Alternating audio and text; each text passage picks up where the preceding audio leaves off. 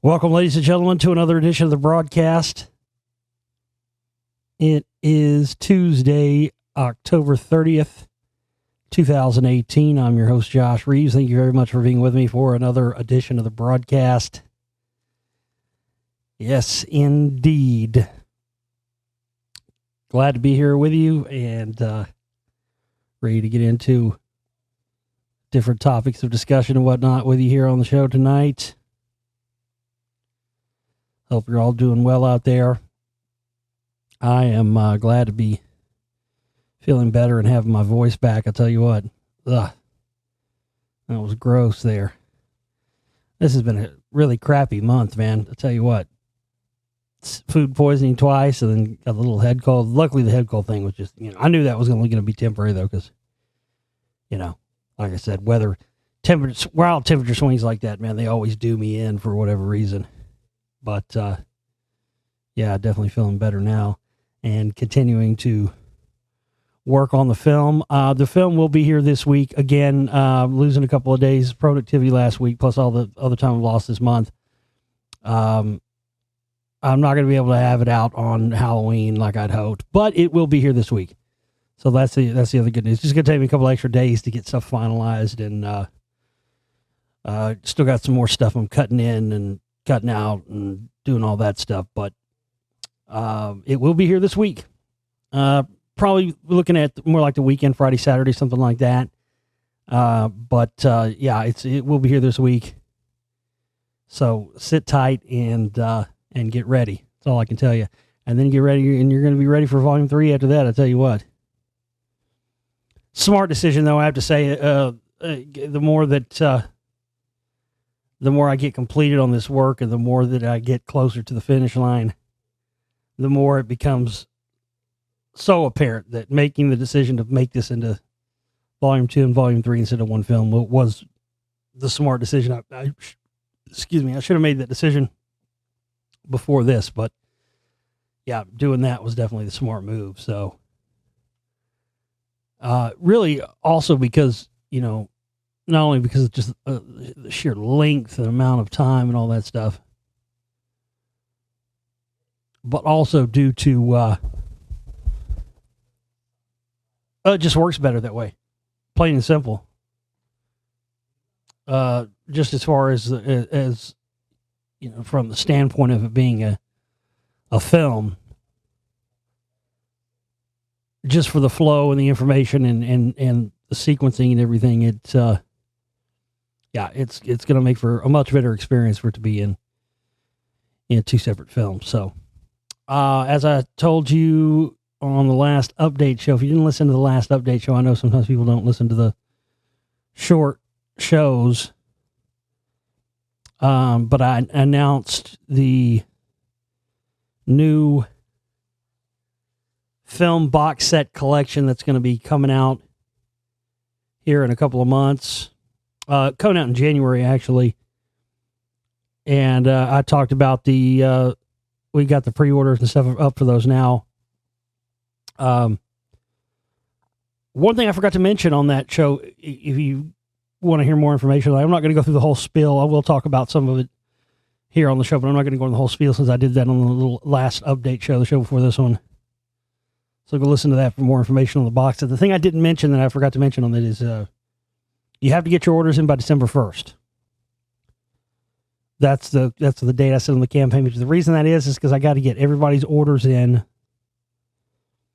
by then, because I have to place so I can get the stuff ordered. This is a huge undertaking. You got to understand. So I've got to get, all the pre-orders in by December 1st. So basically you have a month from Thursday.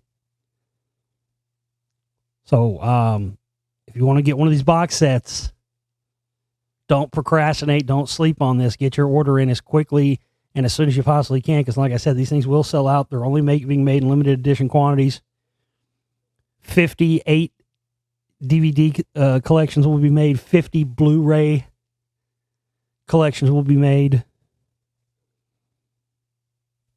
50 USB versions with additional content will be made. And then we've got 20 of the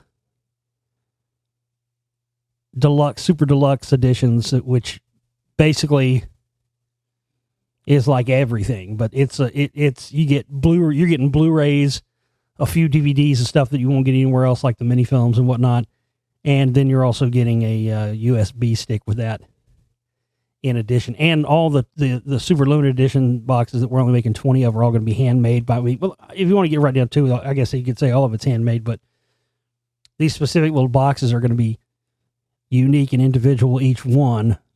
And like I said, if it's somebody, you know, if you're one of my regular people and it's somebody that I recognize, all of them are going to be special, all are going to be unique, but they're all going to be personalized for each individual person. So that's going to be really cool. But again, December 1st is the deadline. And these are going to be limited edition. We're not going to make these again. And this is going to be the only place you're going to be able to get the Spellcasters complete series on disc. Then the films will, after the box sets, you will only be able to get the films on download after that. So please be aware of that. If you're somebody that likes to have your stuff on discs, this is your final call to be able to get, because I'm not going to be selling DVDs and discs anymore after this. I will only be selling in the future. I will only be selling digital downloads of my films in the future, and that will be the only way you'll be able to get my films after this. So there's lots of different packages, and I'm excited about this. So the reason why I have to have the orders in by December 1st is I have to get the stuff ordered. I have to have the artwork done, sent in, and have manufactured and all that stuff, so that we can get these, start sending these out and get these out by January. Like the middle of January is when they're going to start being sent out. Maybe before that, if we get them, if the manufacturing, sometimes it happens quicker, sometimes it takes longer. You just never know. But middle of January, or sometime in January, is when the box sets will be shipping. So by December 1st, if you want to get one of these, you got to get your orders in. So don't delay on that, and don't procrastinate on it, and don't say, oh, I'll get one later or whatever. And the other thing I didn't mention either that I wanted to mention is these are all going to be, the films that are in the box set are going to be new masters from the ones that are available now. So all the films now, I think all of them are 1080 HD mastered or available in that up to this point. There might be some are 720, I'm not sure. Either way, all the films are going to be new 4K masters. So all the films are going to be mastered in 4K, and then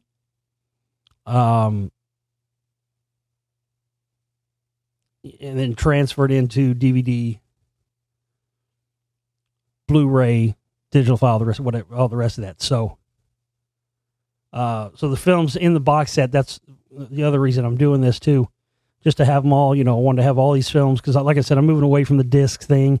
When you start getting as many movies as I have, you start getting over 7 or 8, and you're a one-man operation. Limited storage. You just can't. I can't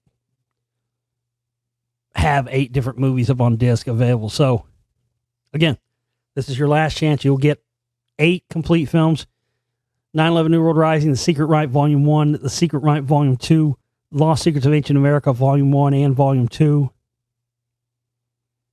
as well as The Spellcasters Volume 1, Volume 2, and Volume 3. That is for the 8-disc DVD set or the 8-disc Blu-ray set. If you get the USB drive, you will also get all the mini films with that as well. If you get the Super Deluxe box set, you'll get all the films on 8 films on Blu-ray. You'll get the Reality of Illusion series, the Secret Messages series, and the Spellcasters 1.5, and the Secret Rite 1.5, all on DVD that have never been put on DVD before. And the only place you will ever be able to get those is in the Super Deluxe box set, which we're only selling 20 of. So again, get your orders in, and the link you can find up at the Gold Reality Radio Network Facebook page and the Josh Reeves Radio Talk Show Host Explorer Facebook page as well. And I'll also leave in the information section of the video on YouTube, as well as in the comments section of this video on YouTube.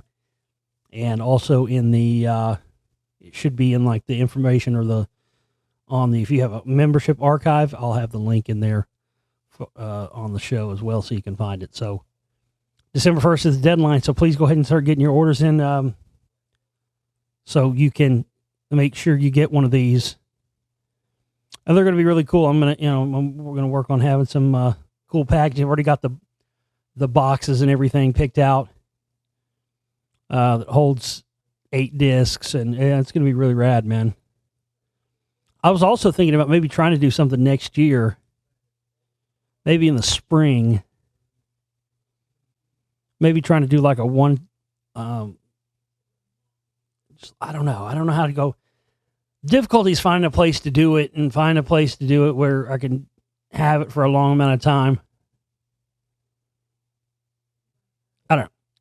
It's logistics and stuff like that. It had to be worked out. But I had this idea that I was thinking, because I want to do some kind of, I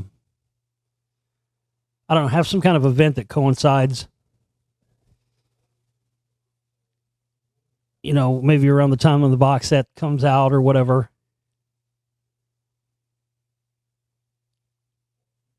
But I was like, well, I don't really want to do a talking thing. I don't really dig doing that. I did it once. It was all right. People want to know why I don't do like those David Icke type, speaking things and, 9 hours or something. Honestly, I mean, there's not, I'm not that big. I'm not that well known to go do something like that. Not only that, but who wants to be, only a crazy person wants to be standing in front of an audience talking for 8 or 9 hours. I mean, seriously, that's just ridiculous. So along those lines, I was thinking, well, what could I do? What kind of, I'd like to have some kind of event at some point. So I was thinking of maybe doing something where, I don't know, it'd just be kind of a logistical nightmare to be able to find some place that you could rent, for like an all day thing. But I was thinking about doing that sometime, like having like the Josh Reeves Film Festival or something, where I basically I wouldn't show all of my films. That would be fucking torture. But, have like 3 or 4 films or something in a day and spread it out through like the whole day. You buy a ticket and like the ticket would get, basically be good for all day so you could leave and come back or whatever. Maybe I might play them all. Maybe I'll just start early in the morning, like 8 o'clock in the morning, start with the first movie and go till 8 o'clock at night or something and just play every fucking movie. People could come and go as they wanted and show up when they wanted, or, I know you'd have some crazy people that would definitely come and be there all fucking day from the beginning to the end. Anyway, I was thinking about doing something like that. Maybe next year in the spring. I don't know.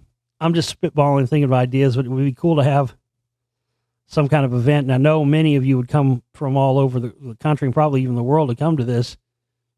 Because I know when I did the one thing in Houston back in like 2013, the Live in Houston thing, which is you can get in the it's newly remastered version that you can get in the download shop. But yeah, people came from all over for that. I mean, people drove hundreds and thousands of miles. I mean, there literally were people there that came from across the country to go to that. That was the one and only live thing I've ever done, and people came from all over to go to it. So, yeah, I'll see about doing something like that.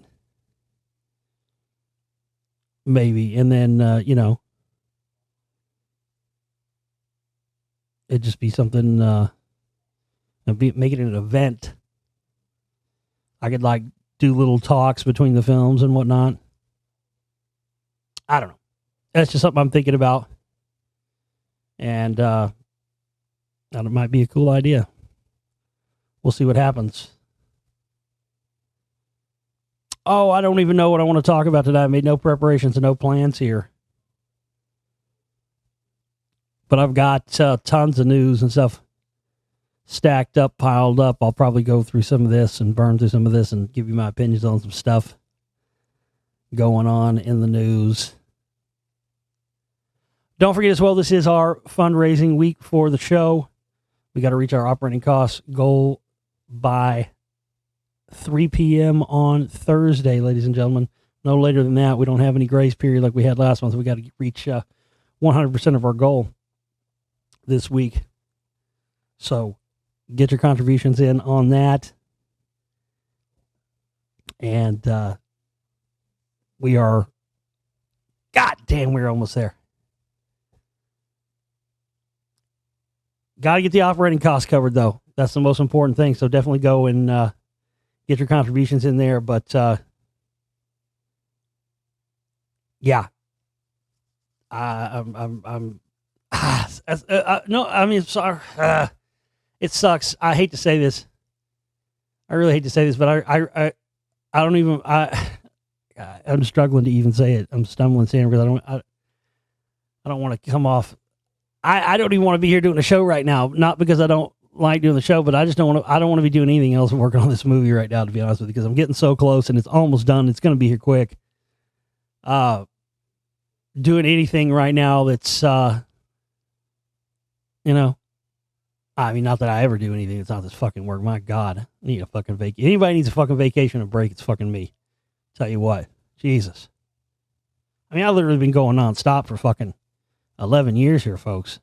No breaks, no stops, no rests. The only time I've had breaks is when I was fucking ill and on doctor's orders and told not to fucking do any of this work because that's what's causing stress and health problems for me. That's the only break I've had. Doctor mandated fucking order break was the only break I've had in 11 years. So, but I'm so damn close now. And, yeah. So it's wild. As I told you, every time, and already, man, it's like, I don't want to get too fucking, I don't want to get too crazy, kooky, metaphysical, new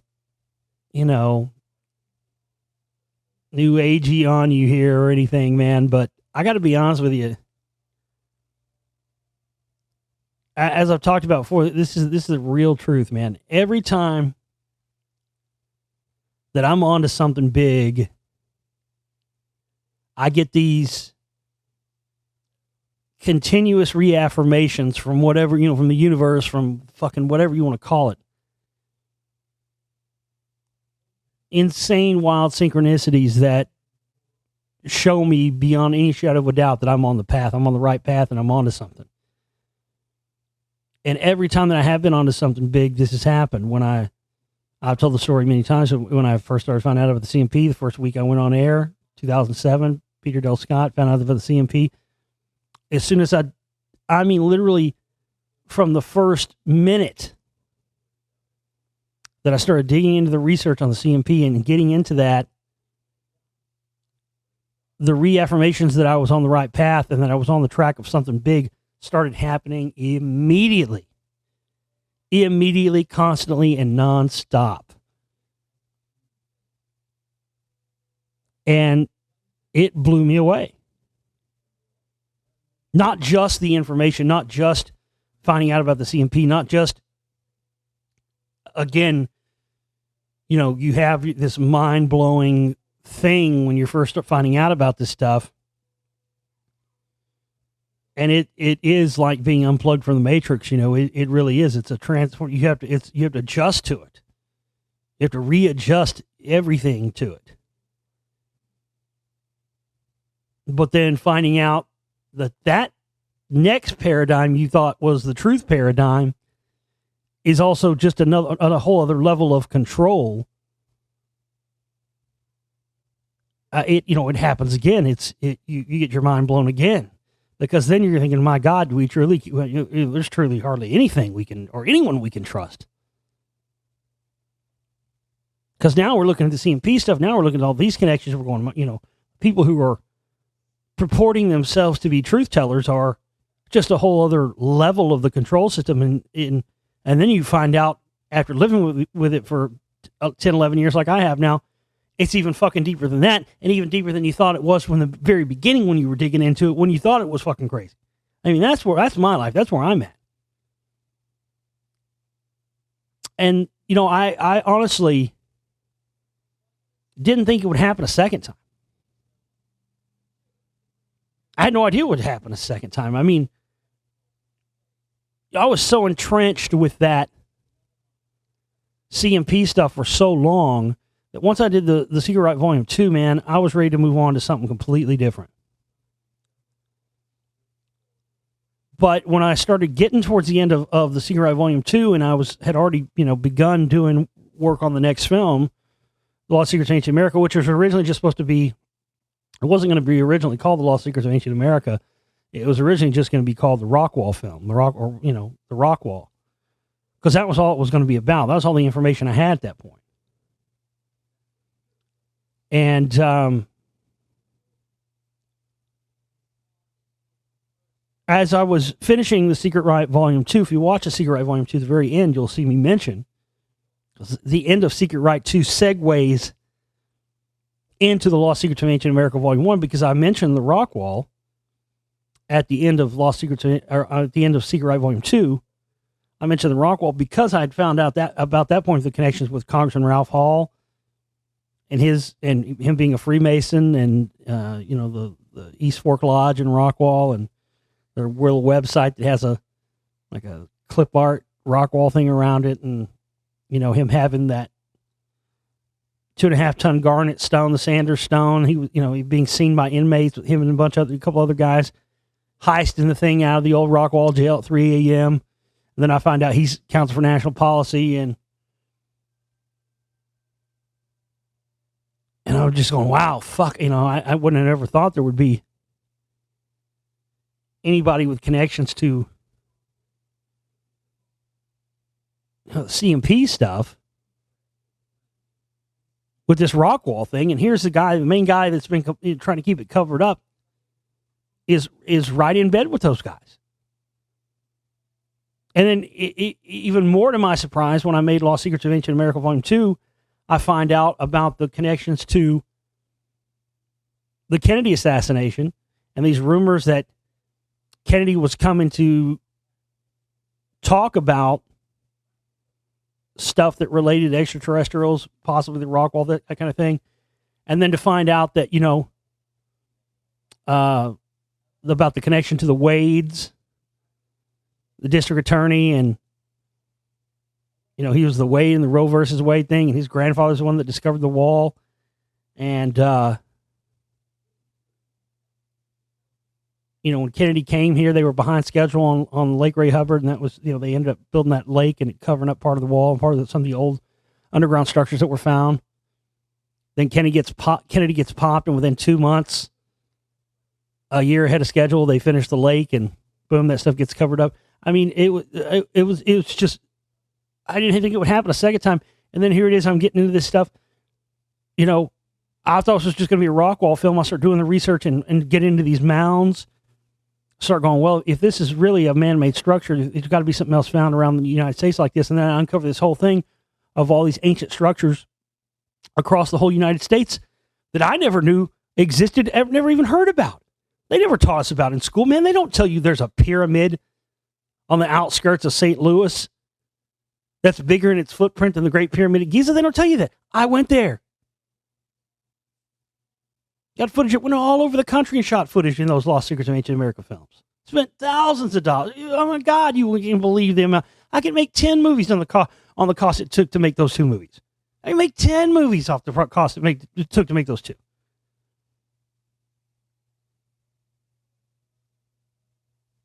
And then we didn't get the funding we needed to finish Volume 3. I decided I was going to make a movie on, the Hollywood connection and stuff like that. And I start getting into that research and pull a little bit back of the Scientology stuff, because obviously you had to talk about that. And then boom, this turned into a whole different thing. And lo and behold, it all connects back in with JFK and Kennedy stuff and the conspiracy stuff and the CMP. Holy fucking shit, man.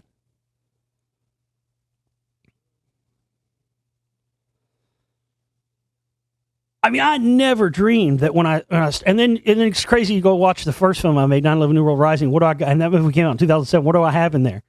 Like I was a fucking psychic or something. I don't even know why I put it in there. Other than I always try to put at least one little funny thing in all my movies.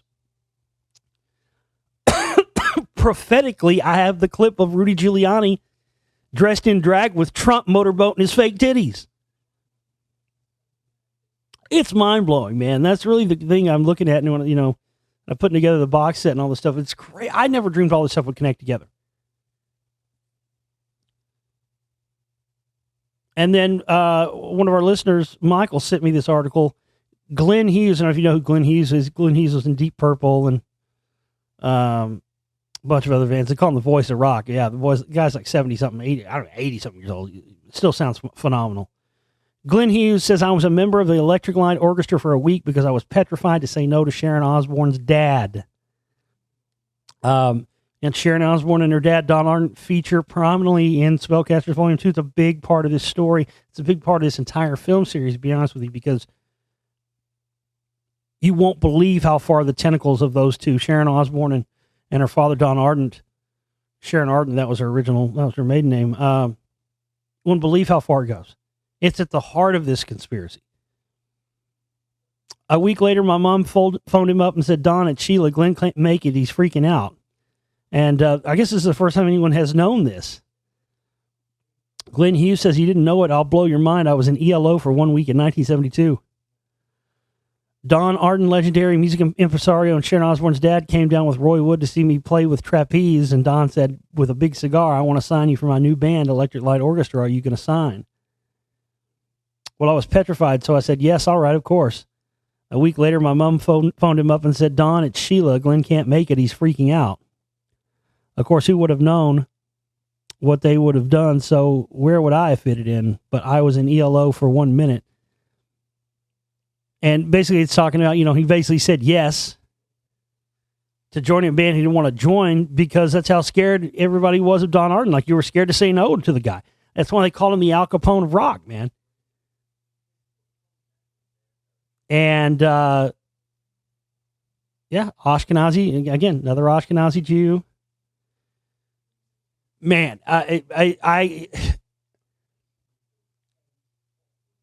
you won't know how much this story, you're going to hear me read this story going, well, what the fuck is this? What's he on about with this? What the fuck does this mean? You really won't know why this is crazy. This would come out this week until you see Volume 2 and Volume 3. That's all I can really tell you. Crazy fucking synchronistic that this would come out right now. Because I got to tell you, like I said, Sharon Osbourne, Don Arden, they play into this. Don Arden managed not only Black Sabbath, and that ties into the story because it ties in with the Randy Rhoads thing. Because Sharon Osbourne, and the listener that sent me this, he wasn't aware. Yes, Sharon Osbourne managed Ozzy and created Ozzy's entire solo career even before they were married.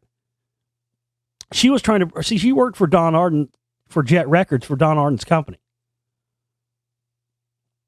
And the two big bands that Don Arden had was Black Sabbath and ELO. And Sharon her dad would not let her go past, I guess, a certain point or whatever within the business, within the company. So she got tired of being under her dad's thumb. She wanted to break out and do her own thing. Well, she was the one in the first place that suggested that Black Sabbath get Ronnie James Dio as their singer and fire Ozzy, and that's what they did. But what she did is she knew Ozzy was out on his ass and he was in a hotel room getting drunk and doing drugs for like 2 or 3 months straight, down on his luck, thinking he was about to have to go back to working at the factory again in Birmingham, England. She knew he was vulnerable. She swooped in, even though she was the one that suggested that they get Ronnie. They were having problems with Ozzy. He was too fucked up. She made the suggestion that they fire Ozzy and get Ronnie James Dio as their singer, which they did with Don Arden. In fact, I believe it was on the Heaven and Hell tour, or maybe one of the tours around that. Actually, Bill Ward the drummer for Black Sabbath, was fucked up too, and he left for a while. And Bev Bevan, the drummer from ELO, came in to Black Sabbath. A lot of people don't remember that or don't know that.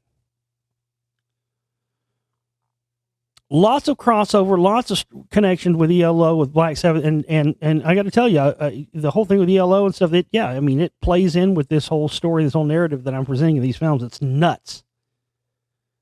So Sharon swooped in, and she created her own management company with Ozzy as her first artist against the wishes of her dad. And she wanted to prove to him that she could do it on her own. And, yeah, he supposedly, I don't know if this is true, but she claims that when she went to her dad to tell him that she was taking Ozzy solo and starting her own thing, she claims that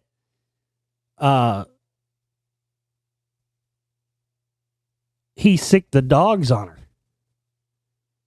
It made her have a miscarriage? I don't know. That's not even half of it. This guy was tied in with everybody, and he was feared, and it ties in with the cocaine smuggling thing that I've talked about. All that ties in the death of Randy Rhoads. I mean, Randy Rhoads' fucking plane crashed and burned right in front of him. You know, she's separated from her dad. She's doing her own thing, right? Daddy doesn't. She's cut ties with Daddy at this point, supposedly. Right? By the time Ozzy's made 2 solo albums.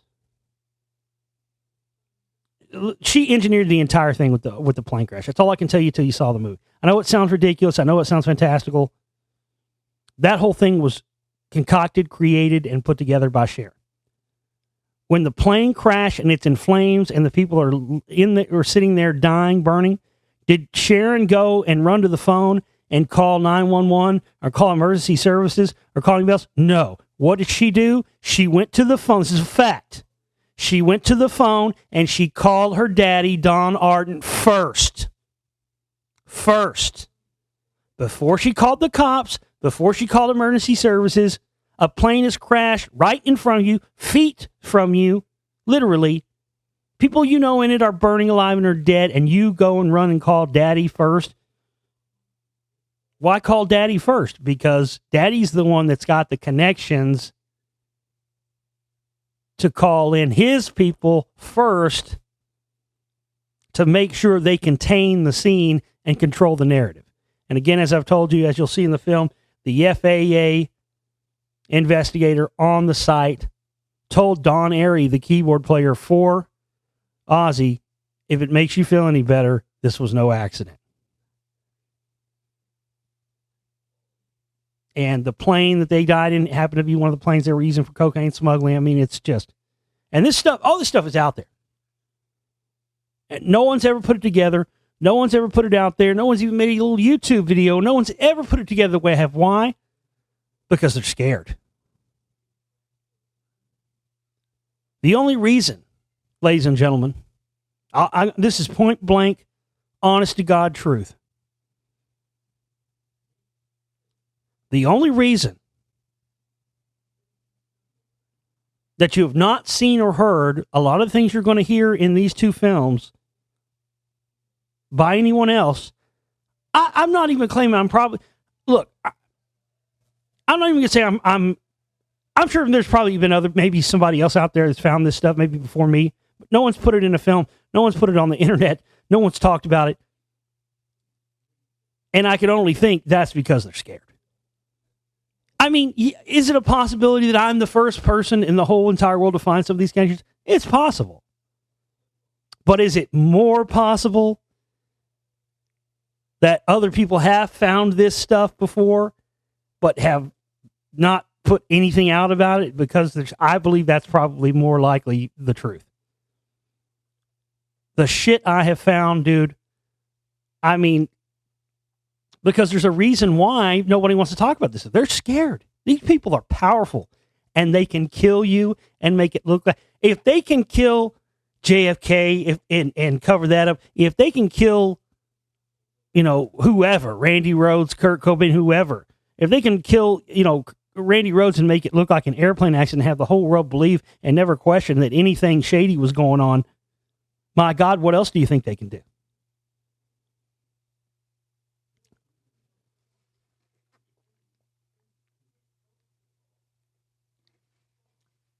So I mean, I'm not going to lie to you.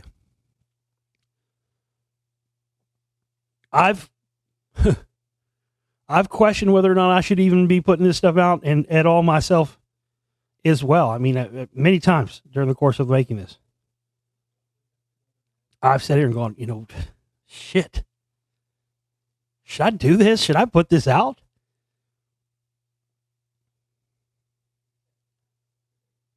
And I mean, look, I'm nobody anyway, so the chances any of these people are ever going to, see my movie or hear about this stuff, slim to none anyway. But I got to tell you, there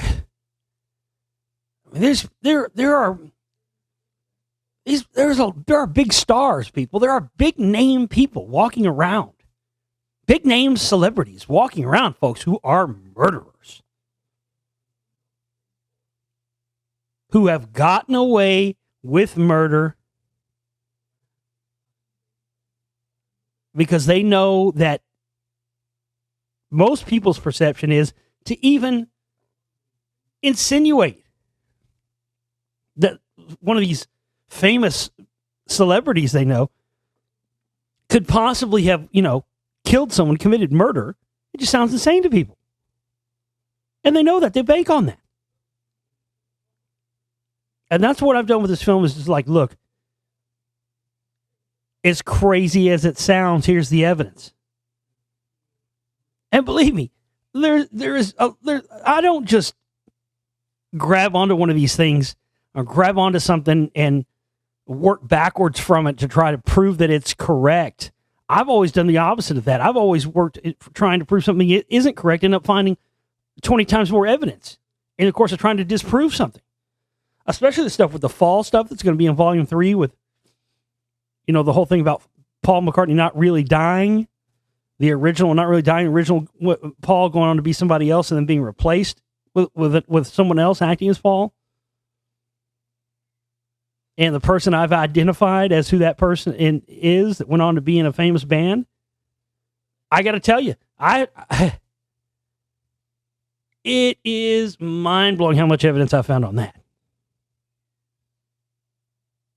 Just again and again, piece of it, like enough to where if you were trying to tell somebody about it and they're going, oh, because listen, you're going to say the same thing when you first hear me say it. You're going to say, oh, I don't believe it. I know, I get it. When you start seeing the evidence and not just evidence, piece after piece after piece of evidence,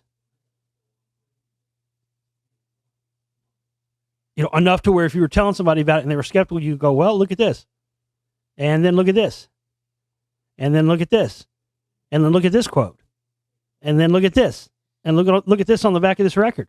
And it just snowballs. It's just like, oh my God. There's so much evidence to prove that's what's going on. It's overwhelming. And it's scary because, again, that's been the whole premise of this Spellcasters film. And I hope the biggest thing people take away from it, no matter how much crazy evidence is in all these films, whether it's Volume 1, 1.5, 2, 3, whatever, the biggest thing, the thread that runs through all of this is that we've had the wool pulled over our eyes and we've been deceived in so many ways that we're not even close to being aware of. That even if you're someone who is quote unquote awake or someone who's quote unquote aware of this information, someone who's been enlightened to all this, someone who's been following and researching this for all these years, the main thread that I've shown and I think is in the point of these films is how many levels of deception that there are. And so many that have occurred right in front of our face that we just don't even question or look at. Then you go, oh my God. I would never thought this, and this. That's really the whole theme of this film series. Because once you figure out how many levels of deception that we've been deceived on, you hear people say, oh, there's people that see, like Joe Rogan, I've heard him say, oh, there's people that think everything's a conspiracy. Well, the people that say everything isn't a conspiracy are either deceiving you or are themselves deceived to the point where they're just oblivious to it. And again, that's the thing I found. The more that you dig and the more you uncover, the more levels of deception that you uncover, That's how far you see how deep it really is. And the whole thing where you see that, I mean, you don't have, maybe using the term conspiracy is going too far. Again, we have to use we're limited to, a limited number of words and descriptors and everything that we have to use in our language. So we have to constantly refer back to these things that we don't like to use. I don't like using the term false flag. I don't ever use that term, very rarely. I don't like using, the conspiracy thing. Hey, that's, again, you got to call it what it, I don't like calling it that either. But again, you have to call it things people identify with. But I'm telling you, that's the true conspiracy, is that the conspiracy happens on so many levels. What was the quote? I think I had it in my first film, 9/11: New World Rising. Who was it that said that? Was it Hoover? I can't remember who said it. The individual is handicapped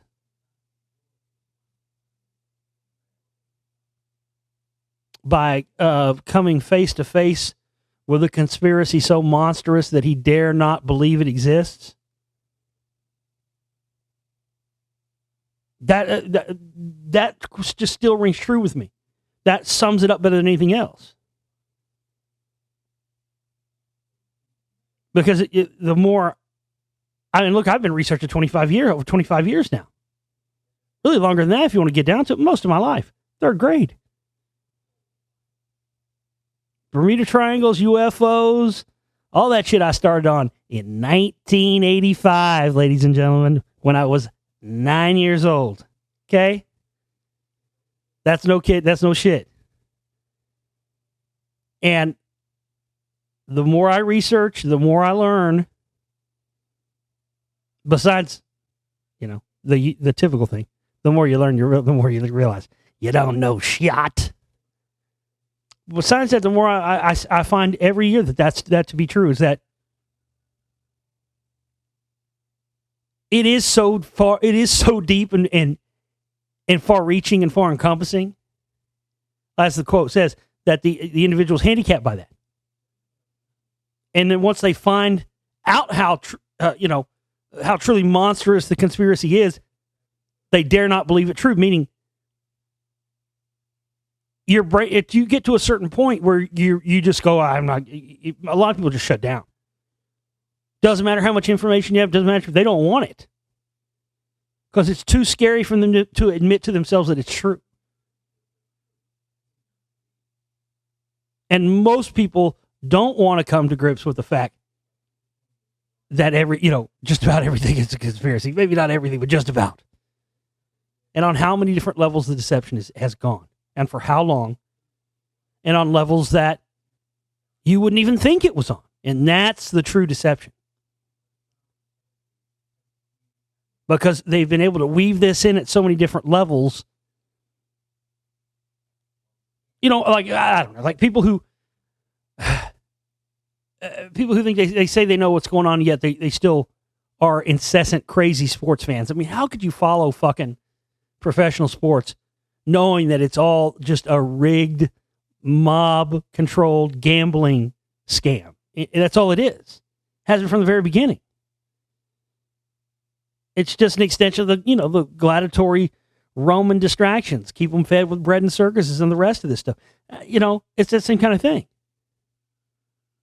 But you have some people that are like that. It's like they're willing to believe the conspiracy, is deep to a certain point until it gets to something.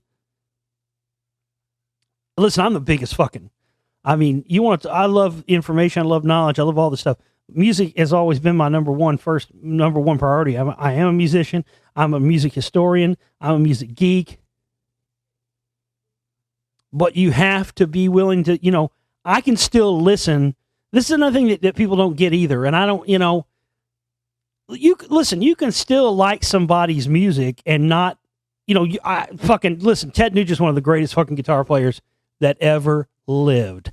Hands fucking down. That guy is a fucking beast. He's a fucking amazing guitar player.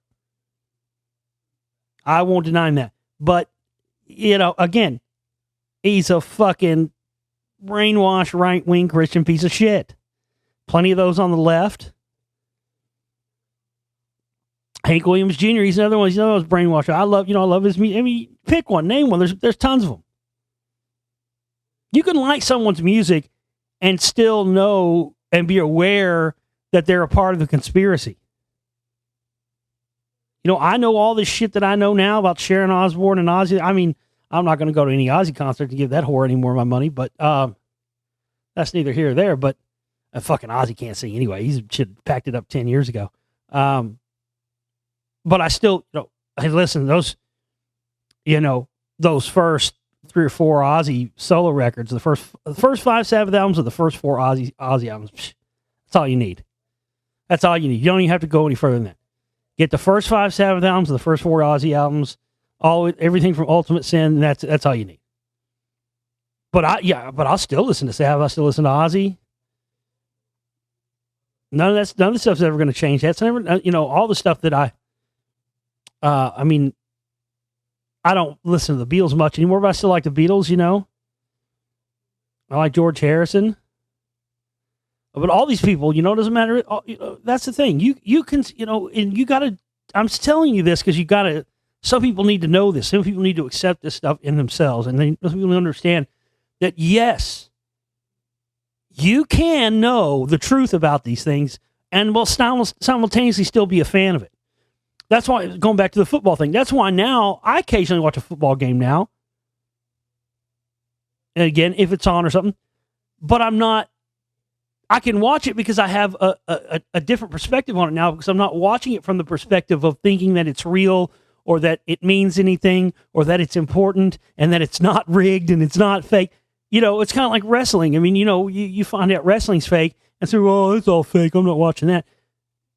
And then you get a little older and then you realize, okay, wait a minute, I'm looking at this from the wrong way. I was a kid. I didn't want to watch it because I realized it's fake. But then you realize it's, it's performance, it's art, it's, it's just as much, it's just like watching theater, really. It's stage theater.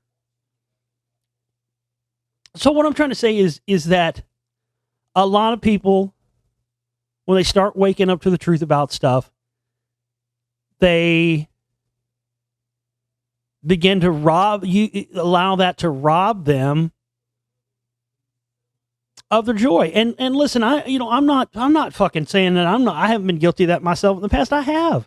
It's a constant struggle. I have to stop myself even now because I see somebody post something on Facebook or something, and maybe I got a buzz on or something, and I see somebody post up about like, well, that movie's brainwashing, blah, blah, blah, blah, MK Ultra, And I used to be really bad about it. Really fucking bad. Now I'm not nearly as bad, and I don't do it nearly as often, but sometimes I do admittedly have to still catch myself and go back and go, okay. Second thought. I did. I used to be on the attack. I don't do it anymore. I stopped doing it.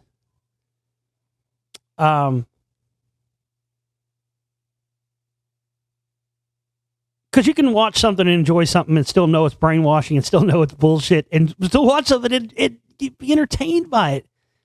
That's the point I was making about all the comments I was getting from the Bohemian Rhapsody movie, which comes out here in America this week, which already came out in the UK last week. And, everybody are getting all these emails and stuff about it. And it seems like people are trying to ruin it for me and stuff, because I've been a Queen fan since I was a kid. I never thought there would be a movie made. So even if it sucks, I'm still excited about it. I'm still going to watch it. And again, like I said, I know there's some patently not true things in it. But really, it doesn't make me mad because all it does is prove my points I've made on these subjects even more myself. The only reason why you would push up and is to change the narrative. Push up when Freddie didn't find out about his AIDS diagnosed until 1987. The movie, they changed it to 1985 and they use it. So this is what I've heard. And they use it to be why they did Live Aid, which is absolutely not true. Queen were pretty much done right before Live Aid. They were pretty much done. There was the big controversy with South Africa where musicians unions and different musicians groups had you know, vetoed or whatever. What's the word you want to call? What's the word I'm looking for? I can't remember the word. Basically, there was musicians were not had all made an agreement. No one was going to go play in South Africa because of apartheid and because of segregated audiences and all this stuff racially. And Queen were the only band that said, we're not going to do that. Fuck that. Freddie nailed it. He said, look, if I stopped playing in countries where I disagreed with that country's politics, there would literally be nowhere on earth for me to play. You know, why punish your fans because the dumbass leaders in the country or whatever are blockheads and fucking bigots or whatever else? So you're going to go punish these people over here because your leaders are assholes? That's not fair. These people just want to hear the music. So, and they really caused a stir. They really caused a stir. Really, I mean, people were fucking pissed because Queen blatantly said, no, we're not going to do that. We're going to go play South. And they did. But after the Works tour for the album The Works in 1985, they were after the disastrous effects of the Hot Space album, and they took a few years off, and they recorded the album The Works, which is seen as a return to form for Queen, and it's a good album. Not a great album, but a good album. But after they finished that Works tour, they were pretty much done at that point. There were no more plans to tour. There were no more plans to make any new albums. And then Bob Geldof, who had initially been one of the people who had been really against Queen, and this is kind of where the strange sort of stuff, information starts to come in. All of a sudden, Geldof is all over Queen, wanting them to play Live Aid, and they didn't want to do it.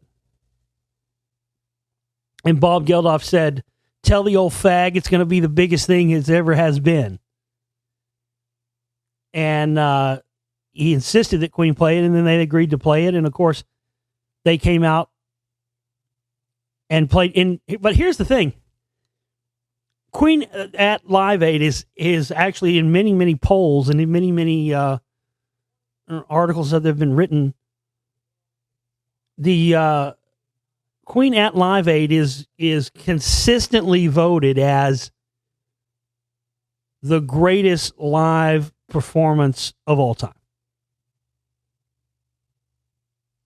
And what's interesting is that what we didn't find out until a few years ago in one of the Queen documentaries that came out. And if you're not a sound guy or a sound engineer, you wouldn't know what kind of advantage or difference this would make. I'm telling you, it makes a huge difference. So at Live Aid, you had, all these different acts and artists and stuff coming up all throughout the day, right? You had a variety of different types of music. So if you're a sound engineer, a lot of bands have their own sound engineer. So at Live Aid, if a band had their own sound engineer, their sound engineer would come behind the mixing console and do that band sound for the show. Because they had all these different acts at different volumes and different everything, they had rack mount outboard limiters, what they call limiters, on the channels of each audio track. And what these limiters do is they basically put the maximum output at a certain level. So that no matter how loud or soft a band is, all the volume coming in through the outputs all comes out at the same level. Which is a smart thing. That's actually a smart thing to do for that type of all day, where you just got bands coming on one right after the other. That's a smart thing to do. Because you don't have time to set it differently for each act as they come up. It would take too long. Especially back then. Now, it'd be easier now. Because everything's computer controlled and you can set everything in, lock it in as a preset, and then you can have 20. If everybody's stuff is locked in, you can have fucking 20 bands. You just click that preset, and then boom, all the faders and all the positions, everything come up exactly where you had them before. So Queen's sound engineer back in those days was a guy by the name of Trip Califf. And when Trip Califf got behind the sound console before Queen went on at Live Aid, he noticed that they had these limiters running. So since he was the only guy behind the board, he looked around and he went, okay, you know what? Yoink. He switched all the limiters off. So what did that mean? That meant that when Queen came out and hit the stage, they were louder than anybody else at the entire concert. Because there was nothing holding down the master levels that were coming out from Freddie's vocals, from the drums, from the guitar, to everything. So when they came out and hit, you can see it in the footage. When you see Queen hit the first note they play at the very beginning, you can actually hear, especially if you watch the Live Aid concert and you listen to the other, I think U2 played shortly before Queen, and you can hear, I mean, this is U2 in their prime.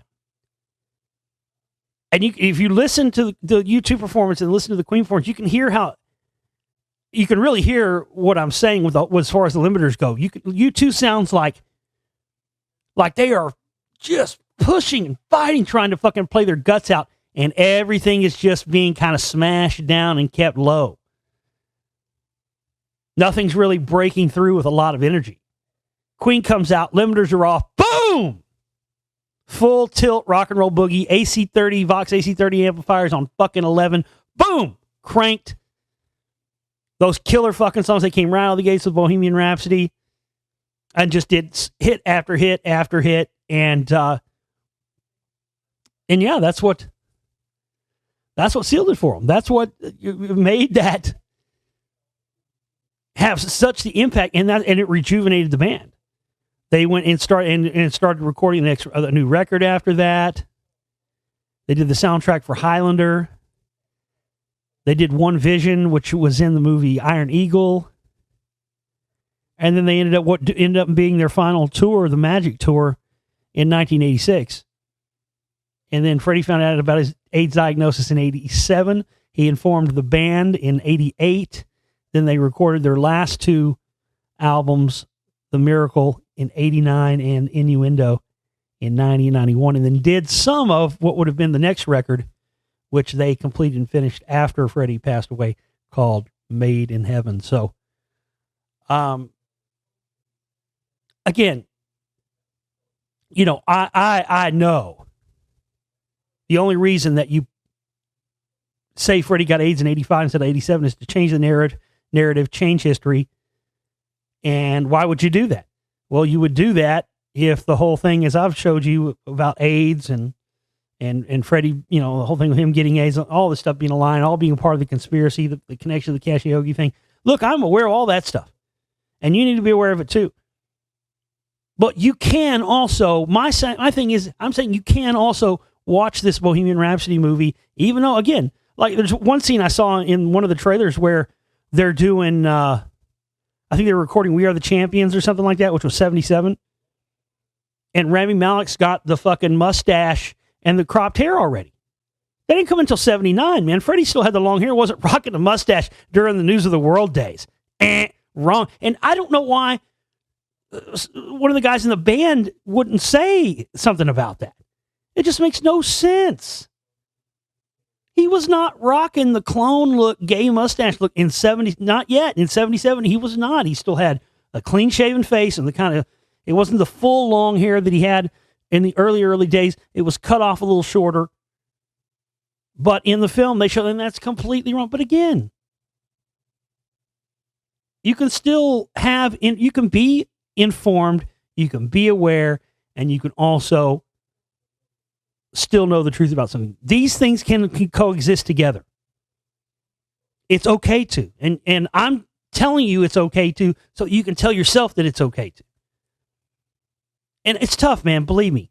You know, when you fucking wake up to this shit and you realize how much we've been lied to and you realize how much of reality is a lie, you just can't help yourself sometimes to to want to point it out every chance you get.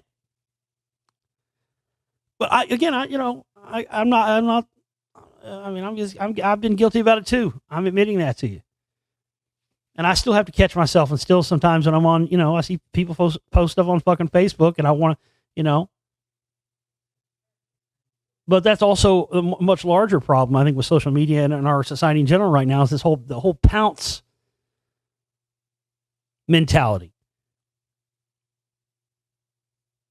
Anytime anything goes on, anybody says anything, does anything, whatever, everybody wants to pounce now. The pounce society is what we've turned into. Somebody says one little thing, it could be even taken out of context. People pounce on it and pounce, destroy, go after. And, I started realizing, well, hey, look, conspiracy people and stuff do that too. I've done that too. I've pounced on people. I see people, but sometimes it's just a gut reaction, especially if you see something really asinine, especially if you see something really fucking dumb and really uninformed. And if I get those, okay, I'll jump on it. But sometimes it's like, update status on Facebook, watching, watching Karate Kid. Karate Kid's Illuminati fucking MK Ultra disinfo. I don't have any evidence that it is. I'm just using that as an example. You know what I'm saying? You pounce all over it. Well, look, man, I mean, that person wasn't fucking really looking for that. Posted they were watching this fucking Karate Kid. You jump all over. I've been guilty. I'm not going to sit here and lie to you. I have. But what I'm trying to say to you is that I've improved on that, and I'm not near as bad as it used to be. But that's the whole thing is that everybody just wants to pounce on everything now, and it's not very healthy. But at the same time, you can be and look, man, I know it's tough. I get messages and emails from all you people and all you listeners out there all the time. I know. It's tough when you're aware of this stuff and nobody else around you is. And you just want a little island. You know what I mean? You just want one person to wake up to some of this stuff a little bit, just so you have at least somebody you can talk to about some of this stuff sometimes. Somebody you can relate to about this information. But again, I feel your pain, and I'm right there with you. Just because I have a platform that I've built over 11 years and I've done all this, it doesn't mean that I don't deal with the same problems that you do when it comes to being knowledgeable about this stuff and aware of it. Believe me, I do. I deal with the same shit. It's tough. It's not easy. Because you just want people to see the things the way you see it, not because you want them to think like you, but because, you care about them. You dig that person. You don't want them to be ill-informed. You don't want them to, be walking around with the same stupid ass misinformation everybody else is. So you care, and so you want to wake them up to it. But they're not always receptive to it. They have that saying, it's lonely at the top. Well, it's lonely at the top of understanding too. But the one thing that you can't get discouraged on is you have to understand that so many people out there being deceived. And a lot of people, it's not their fault. Some people intentionally want to be deceived because they've had a glimpse of the truth and they know they don't want to be part of it. They'd rather be willful idiots and stick their head in the sands like ostriches than have to admit that some of this insane sounding shit is actually true. And again, as I've talked about many times, that's what's kept this conspiracy perpetuating itself this long.